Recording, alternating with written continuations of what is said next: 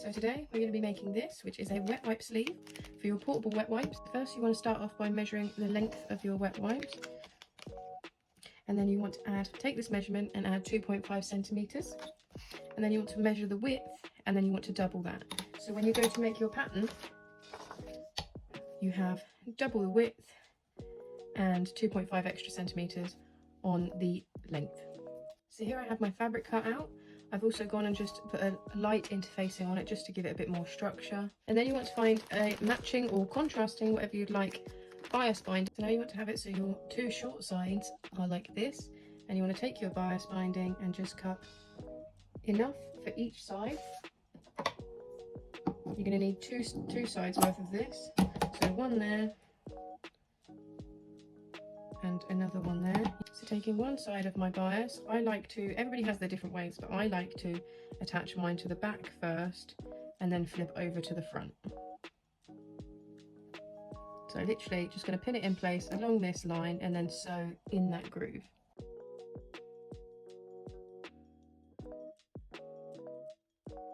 So a good way to make sure you get the right stitch along your bias binding here is to just pop your project underneath the presser foot and then position your needle accordingly so that it's sitting directly above where that groove is.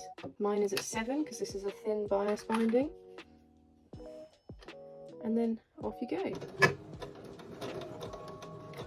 I do back stitch at the end and the start of each stitch, that's extra.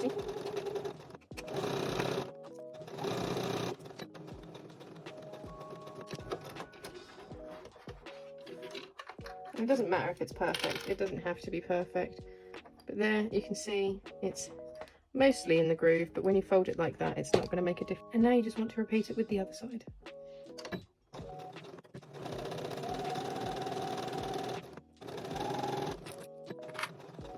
So you can actually trim your seam allowance down so that it's not nearly as thick, so that when you go to iron this it's not nearly as bad.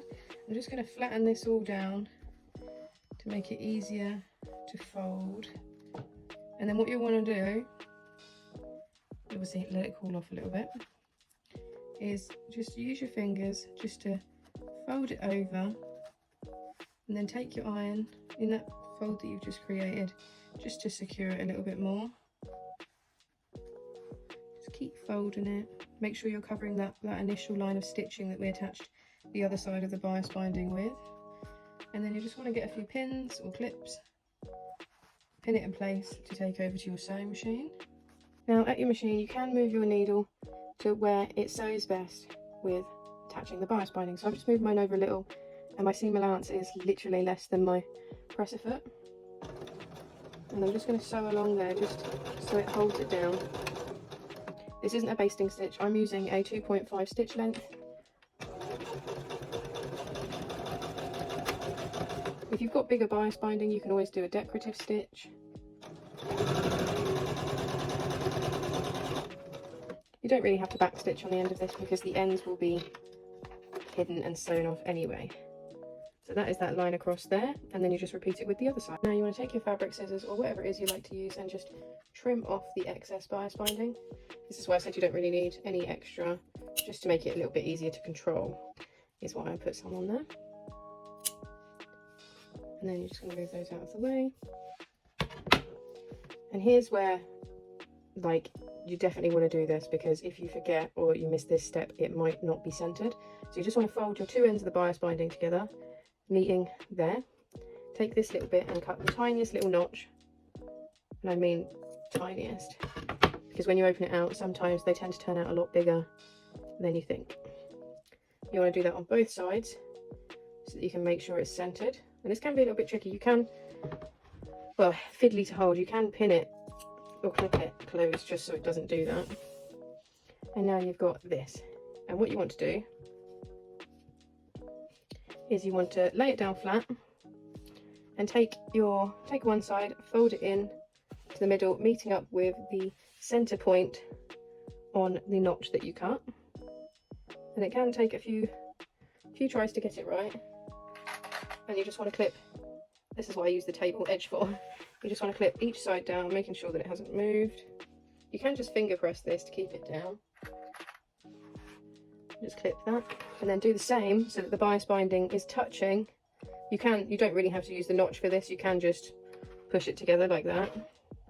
This is what it should look like with clips or pins. So at this stage, you just want to put your project under the presser foot. I've moved my needle over to a 7 position, just so it's a small seam allowance, just to make sure there's as much room as possible for the wet wipes. And then I'm literally just going to sew in a straight line. I am going to back tack at the start and the end of each stitch though, just for extra integrity.